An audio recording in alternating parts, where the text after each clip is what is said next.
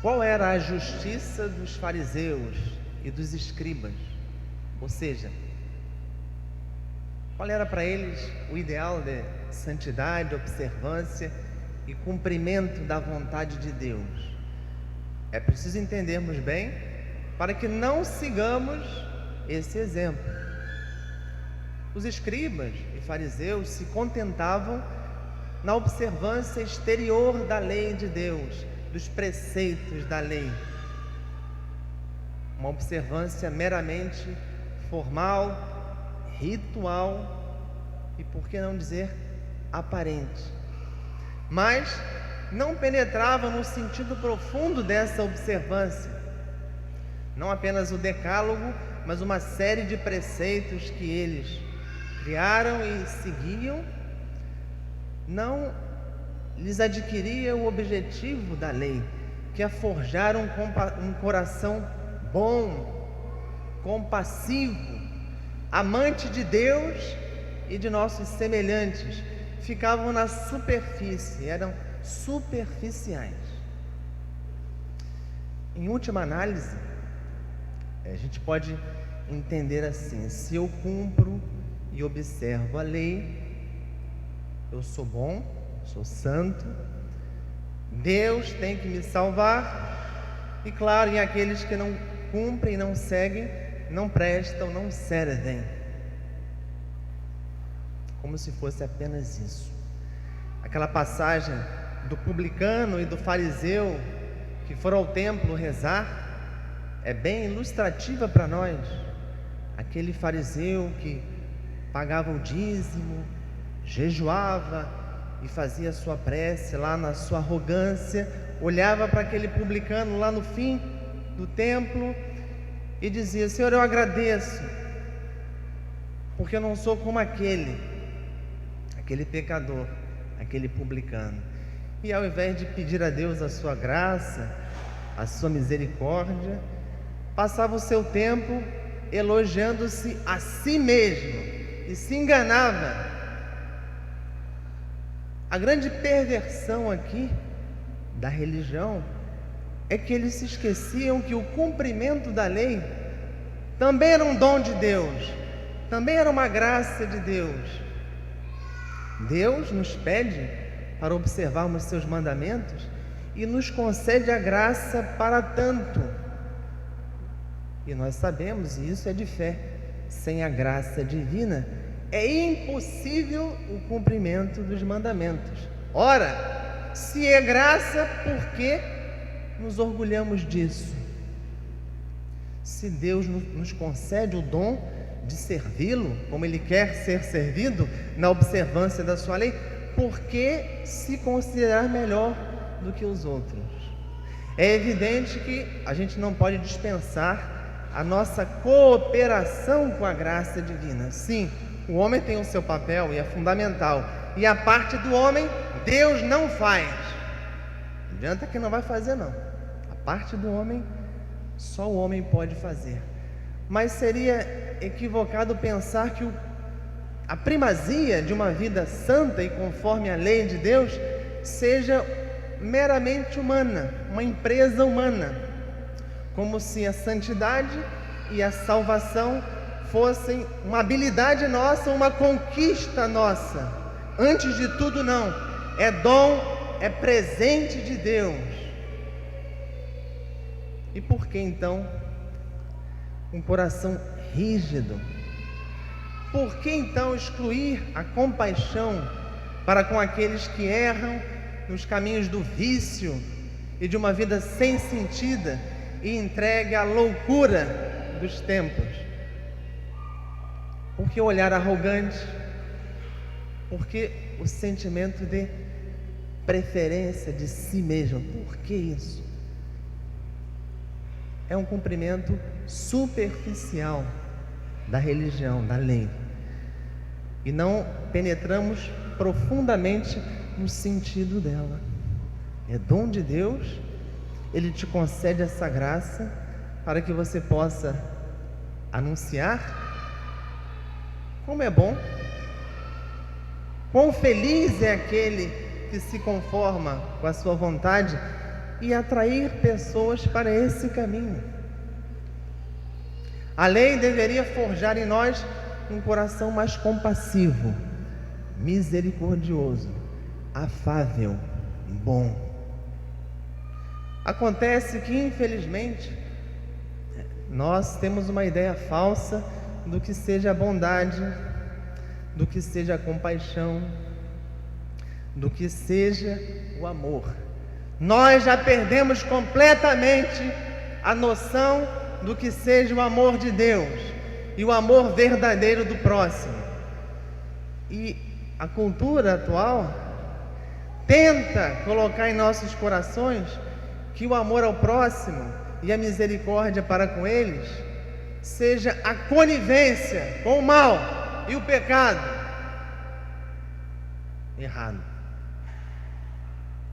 A indiferença perante o mal, a conivência para com o mal e, mais ainda, o medo de se opor ao mal que destrói as vidas, é uma grande falta de caridade e de amor e de compaixão, porque a compaixão cristã é sentir com, padecer com Deus, sentir com Deus, sentir o que Ele sente, ver como Ele vê a realidade, julgar como Ele julga e dar o remédio adequado.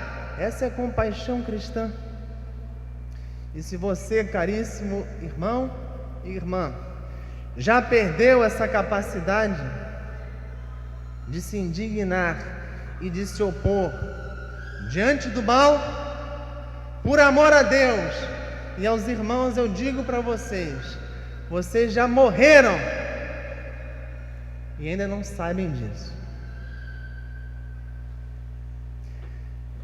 Definitivamente, vamos arrancar da nossa alma essa ideia falsa de que amar o próximo significa não contrariá-lo. Que esquisitice é essa? Qual é o pai, a mãe, qual é o educador que faz isso no caminho de educar, de fazer crescer e de amar os pequeninos?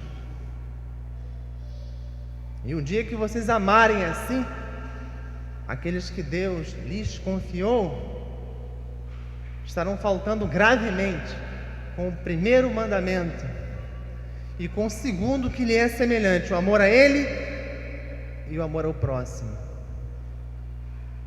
O amor cristão nos faz agir como Deus, é se deixar invadir pelo amor dele para transformar todas as coisas.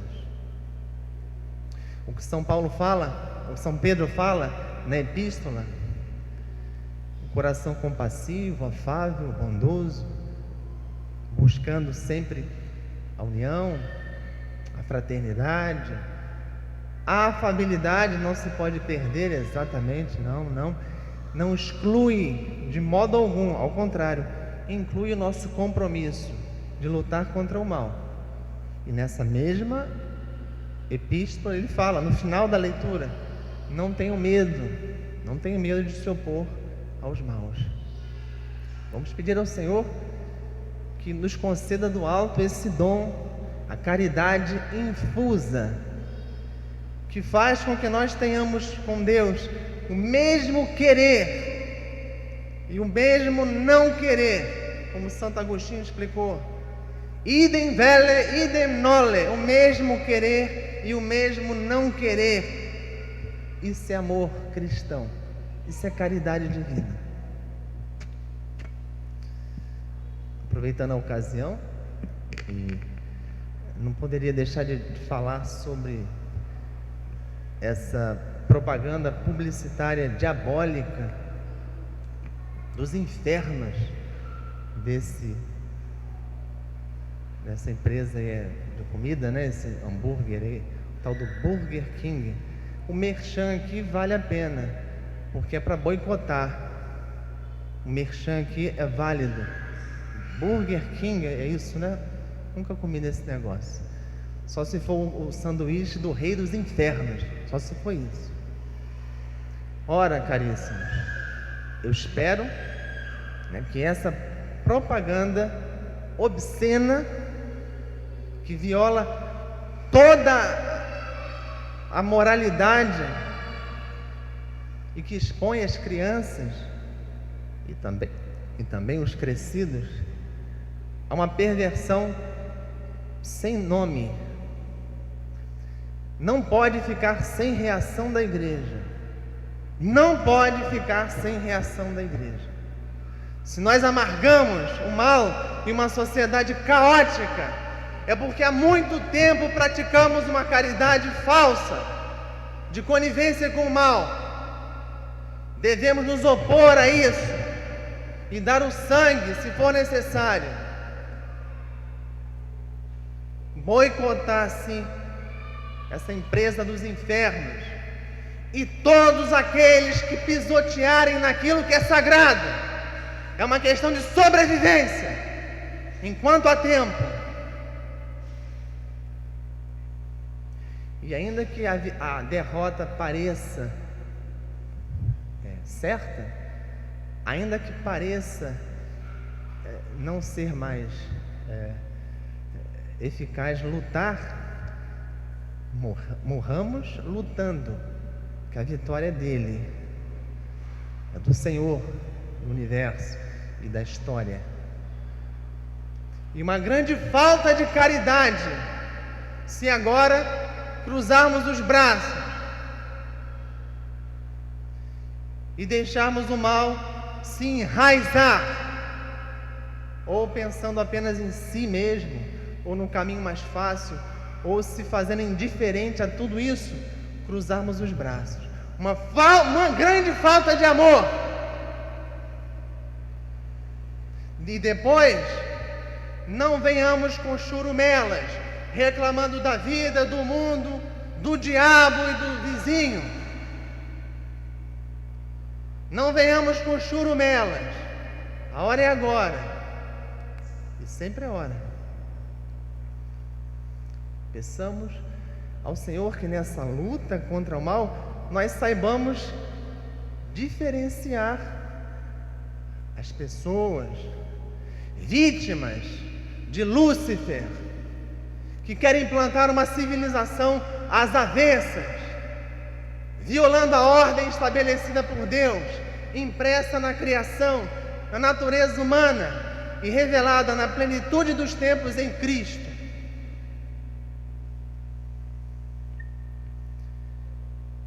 Peçamos a Deus que nunca falhemos na nossa missão.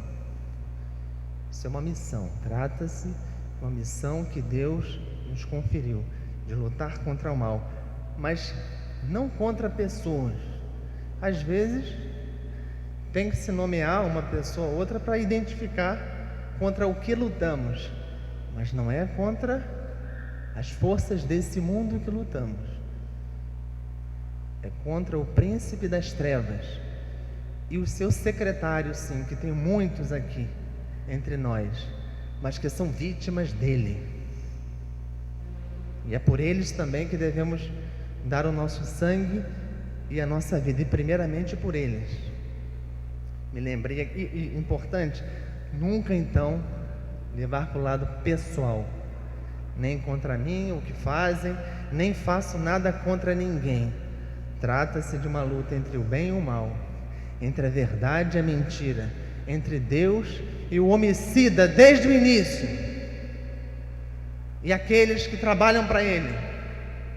Hoje em dia, inclusive, muito organizados e institucionalizados. Não são contra as pessoas. Me lembrei aqui de um fato interessante, só para na vida de Dom Bosco, né? Vocês sabem que ele travou uma batalha acirrada contra os inimigos da religião. Por quê? Porque ele abraçava a juventude ali, no despontar da vida, do vigor, das ideias, e incutiu o evangelho. Estava pegando aquela garotada toda de Turim e colocando para servir e amar a Deus.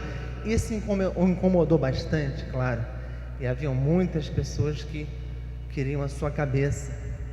Em certa ocasião, isso para mostrar como ele sabia discernir as coisas, lutou muito contra o mal e discernir as coisas e pessoas.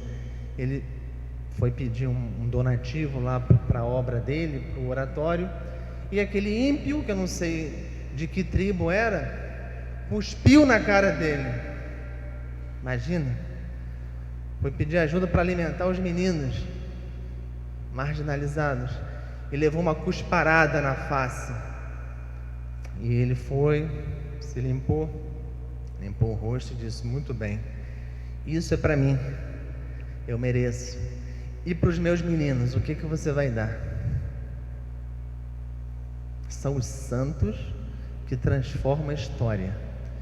E quem aqui ainda não assumiu um compromisso em alcançar a perfeição no amor, que isso é a santidade, também está conivente e, de modo inconsciente, também está colaborando para que o mal se espalhe. Que possamos assumir um compromisso. E antes de oferecermos o sacrifício do altar, antes de unirmos o nosso sacrifício com o de Cristo, renovado aqui, sobre esse altar, como o Evangelho pede, deixemos tudo aquilo que nos aparta de nossos irmãos e tudo aquilo que eles têm contra nós.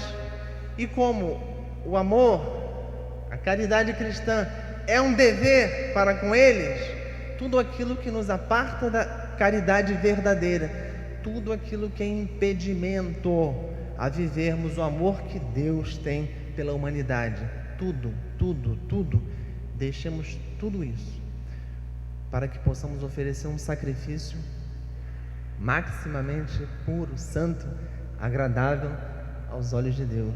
Que Ele, na sua misericórdia, nos transforme e nos envie nessa missão de iluminar e aquecer e transformar tudo, enquanto há tempo, enquanto podemos dizer hoje, pois o tempo da misericórdia e da compaixão passará.